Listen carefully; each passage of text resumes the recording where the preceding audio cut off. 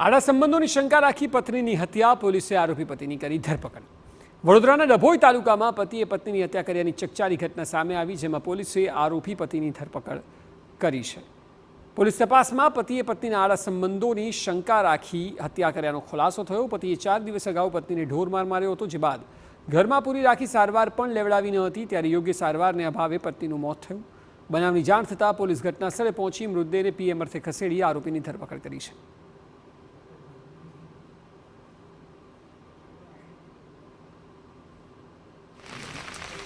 બરણાના ભાગે દંડા વડે માર મારી અને તેઓને ઈજા કરેલી હતી અને આ બનાવ તારીખ 1/7/25ના રોજ બનેલ હતો।